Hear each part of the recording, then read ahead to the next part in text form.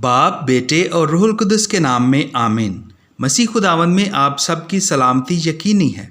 आज हम इस बात पर गौर करेंगे कि मसीह खुदावंद ने जो तालीम हमें दी है, क्या अपनी ज़मीनी ज़िंदगी में उस पर खुद अमल किया? जो कुछ उन्होंने हमें करने को कहा, क्या खुद भी किया? या जो कुछ उन्होंने कहा, क्या करके भी दिखाया? पैगाम को पूरा सुनेंगे तो आप बहुत कुछ सीखेंगे और बरकत भी मिलेगी।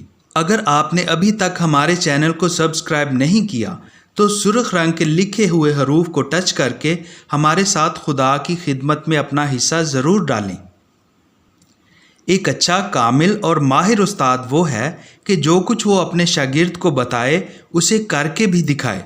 मिसाल के तौर पर, अगर एक उस्ताद अपने शागिर्द को बताए कि बेटा, सब्र का फल मीठा होता है और ख़ुद सब्र करने वाला ना हो, तो शागिर्द अपने उस्ताद की इज़्ज़त वाजिब तौर पर नहीं करेगा और ना ही वो उस्ताद इस लायक है। या अगर कोई उस्ताद अपने शागिर्द को सिखाए कि बेटा, अगर कोई तेरे एक गाल पर तमांचा मारे तो जवाब में उसको तमांचा ना मारना बल्कि दूसरा गाल भी उसकी तरफ फेर देना, और उस्ताद की खुद की शख्सियत ईंट का जवाब पत्थर देने वाली हो तो उसकी तालीम पुर असर नहीं होगी। एक अच्छे उस्ताद की वो बात जो उसने बताई और करके भी दिखाई हो, शागिर्द को मरते दम तक नहीं भूलती। वो उस बात से सारी ज़िंदगी पुर असर रहता है। इंजील मुक़द्दस में खुदावंद यीशु अल मसीह को कई दफ़ा रबी कहकर पुकारा गया है। अबरानी ज़ुबान में रबी का मतलब मालिक या उस्ताद के हैं। शरह के आलमों के लिए भी ये लफ्ज़ इस्तेमाल हुआ है। फिर दीनी उस्ताद के लिए भी रबी इस्तेमाल होता है। मसीह खुदावंद को लोग उस्ताद कहकर भी पुकारते थे।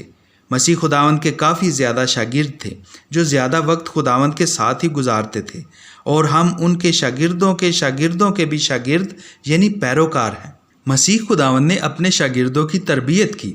आपने 30 साल की उम्र में तबलीग और मोज़ात यानी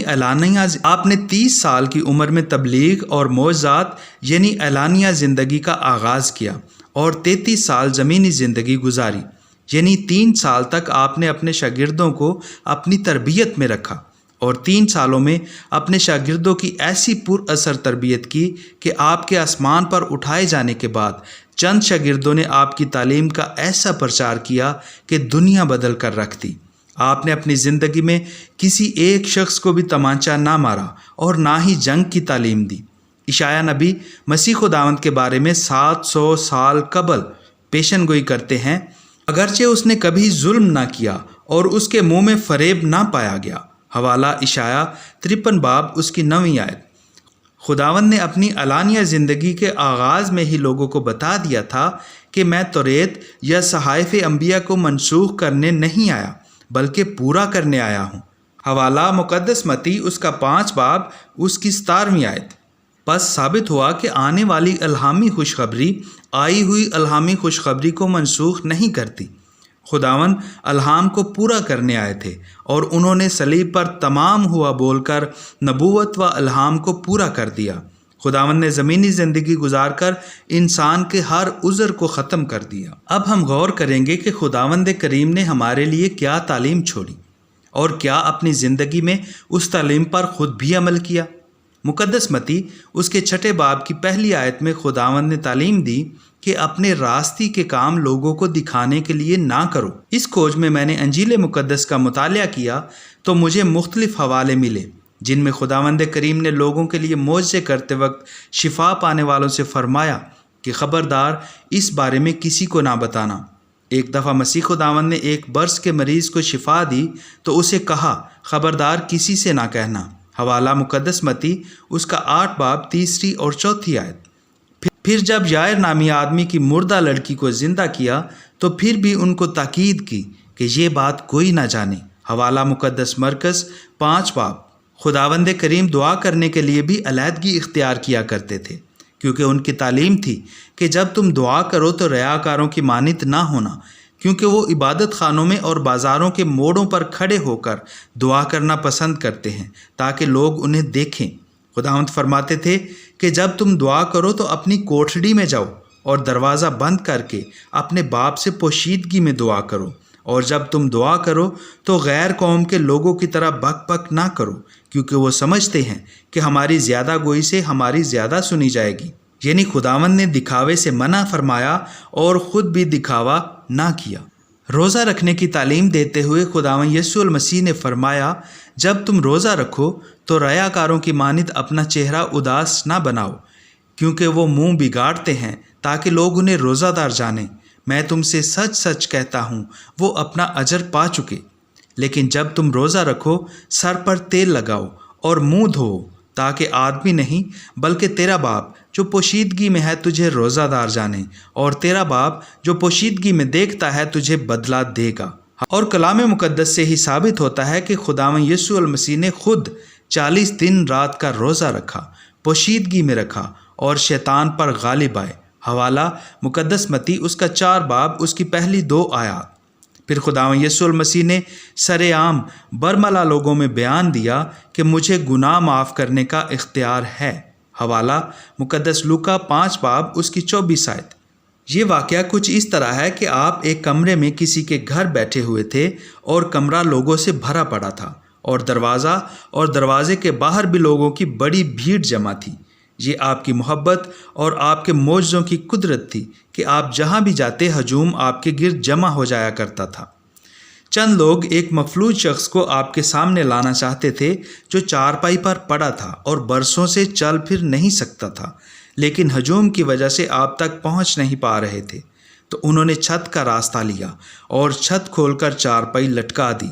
خداوند نے ان کا ایمان دیکھ کر اس مفلوج سے کہا، بیٹا تیرے گناہ معاف ہوئے۔ بعض لوگ جو وہاں موجود تھے دل میں خیال کرنے لگے کہ یہ ایسا کیوں کہتا ہے، گناہ تو صرف خدا معاف کر سکتا ہے۔ تو فوراً خداوند نے ان کے دلوں کا حال جانتے ہوئے ان سے کہا، تم کیوں اپنے دلوں میں ایسی باتیں سوچتے ہو؟ آسان کیا ہے، مفلوج سے یہ کہنا کہ تیرے گناہ معاف ہوئے، یا یہ کہنا کہ کھڑا ہو، اپنی چارپائی اٹھا اور چلا جا؟ پس تم جانو کہ مجھے زمین پر گناہ معاف کرنے کا اختیار ہے۔ تب آپ نے مفلوج سے کہا، میں تجھ سے کہتا ہوں، اٹھ اور اپنی چارپائی اٹھا اور اپنے گھر کو چلا جا۔ اور وہ اٹھا اور فوراً چارپائی اٹھا کر ان سب کے سامنے باہر چلا گیا۔ پس خداوند نے جو کچھ کہا وہ وہیں اسی وقت کر کے بھی دکھایا۔ حوالہ مقدس مرکز اس کا 2 باب 6 تا 12 آیت۔ میں نے جانا ہے کہ خداوند یسوع المسیح ایک کامل استاد ہیں، ان کے سوا کوئی نہیں، ہو ہی نہیں سکتا، کیونکہ میرے ذہن کے مطابق یہ تھا کہ استاد جو تعلیم دے وہ کر کے بھی دکھائے۔ مگر انجیل مقدس بمطابق مقدس یوحنا کے 13 باب میں خداوند کریم نے پہلے عمل کر کے دکھایا اور بعد میں ہمیں بھی اس پر عمل کرنے کی تعلیم دی۔ واقعہ یہ ہے کہ عید فصح سے پہلے یسوع یہ جانتے ہوئے کہ میرا وقت آ پہنچا، آخری کھانا کھانے سے پہلے ایک کتانی کپڑا لے کر کمر میں باندھا اور اس کے بعد باسن میں پانی ڈال کر اپنے شاگردوں کے پاؤں دھوئے، اور جو کتانی کپڑا کمر میں باندھا تھا اس سے پوچھے۔ پاؤں دھونے کے بعد بیٹھ کر اپنے شاگردوں سے مخاطب ہوئے اور کہا، کیا تم سمجھتے ہو کہ میں نے تمہارے ساتھ کیا کیا ہے؟ تم تو مجھے استاد اور خداوند کہتے ہو، اور خوب کہتے ہو، کیونکہ میں ہوں۔ بس جب میں نے استاد اور خداوند ہو کر تمہارے پاؤں دھوئے تو چاہیے کہ تم بھی ایک دوسرے کے پاؤں دھویا کرو۔ میں نے تمہیں نمونہ دیا ہے تاکہ جیسا میں نے تمہارے ساتھ کیا ویسا ہی کیا کرو۔ میں تم سے سچ کہتا ہوں، غلام اپنے مالک سے بڑا نہیں ہوتا، نہ بھیجا ہوا بھیجنے والے سے بڑا ہوتا ہے۔ اگر تم یہ باتیں سمجھ کر ان پر عمل کرتے ہو تو تم مبارک ہو۔ ہاللویہ۔ مسیح خداوند نے عاجزی اور انکساری اپناتے ہوئے عاجزی اور انکساری کا درس دیا۔ خداوند کریم کی یہ تعلیم تھی کہ تنگ دروازہ سے داخل ہو، کیونکہ چوڑا ہے وہ دروازہ اور کشادہ ہے وہ راستہ جو ہلاکت کو پہنچاتا ہے۔ حوالہ مقدس متی اس کا 7 باب اس کی 13ویں آیت۔ تنگ دروازہ سے مراد اپنے نفس پر قابو پانا، حلیمی کو پسند کرنا، غریبی میں گزارا کرنا، دعا میں وقت گزارنا، روزہ رکھنا، برداشت کرنا اور صبر کرنا ہے۔ اور کشادہ راستہ سے مراد اپنی خواہشات کو پانے کے لیے شیطان کی پیشکش کو قبول کر لینا، جھوٹ بولنے، فریب دینے سے نہ ڈرنا، رشوت لینا، چوری کرنا، لالچ سے نفع حاصل کرنا، پیسے کا مشتاق ہونا اور جمع کرنا، زنا سے لطف اندوز ہونا۔ یسوع المسیح نے ہمیں تو تنگ دروازہ سے داخل ہونے کی تعلیم دی، تو کیا خود بھی تنگ دروازہ سے داخل ہوئے یا کہ نہیں؟ तो पढ़िए मुकद्दस लूका 4 बाब। और आप रूह की हिदायत से बियाबान को गए, 40 दिनों तक शैतान से आजमाए जाते रहे, और उन दिनों में आपने कुछ ना खाया। 40 दिन पूरे होने पर आपको भूख लगी। तब शैतान ने आपसे कहा कि अगर आप खुदा के बेटे हैं तो इस पत्थर से कहिए कि रोटी बन जाए, ताकि आपकी भूख मिटे और आप शेर हों। आपने शैतान को जवाब दिया, इंसान सिर्फ रोटी ही से नहीं जीता बल्कि खुदा के कलाम से जीता है। फिर शैतान ने पल भर में आपको दुनिया की मुमलकतें दिखाईं और कहा कि मुझे सजदा कीजिए तो मैं ये सब आपको दे दूंगा। खुदा यीशु मसीह ने सब ठुकराते हुए कहा कि सजदा सिर्फ खुदा को रवा है। फिर आखिरी हरबा शैतान ने आप पर आजमाया कि आप ऊंचे मुकाम से अपने आप को नीचे गिरा कर देखें कि क्या खुदा आपकी मदद करता है। तो आपने जवाब दिया, लिखा है कि तू खुदा की आजमाइश ना कर। फिर सलीब पर जानकनी की हालत में शैतान ने ज़िंदगी बचाने की पेशकश की। हवाला मुकद्दस लूका उसका 23 बाब उसकी 39 आयत से। और एक उन बदकारों में से जो सलीब पर लटकाए गए थे आपको ताना देकर बोला, क्या तू अलमसीह नहीं? तो फिर आप भी सलीब से उतर आ और हमें भी बचा। मगर आपने अपने इख्तियार का इस्तेमाल ना करते हुए अपनी मर्ज़ी नहीं बल्कि बाप की मर्ज़ी को पूरा किया। कुशादा दरवाज़ा को नहीं बल्कि तंग दरवाज़ा को पसंद किया, जिससे गुज़रना मुश्किल है। मेरे अजीज़ों, मेरा ईमान और मजबूत होता है जब मैं बाइबल मुकद्दस का मुतालिया करता हूँ। और भी बहुत से वाक़यात हैं जिनमें खुदावंद ने जो तालीम दी उस पर अमली नमूना भी पेश किया। मसीह खुदावंद ने तमाचे भी बर्दाश्त किए, कोड़े भी खाए, मगर बदी का जवाब बदी से ना दिया। अगर मसीह खुदावंद ने माँ बाप की इज़्ज़त करने का दर्स दिया तो ख़ुद भी अपनी माँ की इज़्ज़त और फ़िक्र किया। अगर मसीह खुदावंद ने दुआ की तलकीन की तो ख़ुद भी खुदा बाप से दुआ में वक्त गुजारा। फिर खुदावंद ने हमें सिखाया था कि अपने दुश्मन के लिए दुआ करो और उन्हें मुआफ़ करो।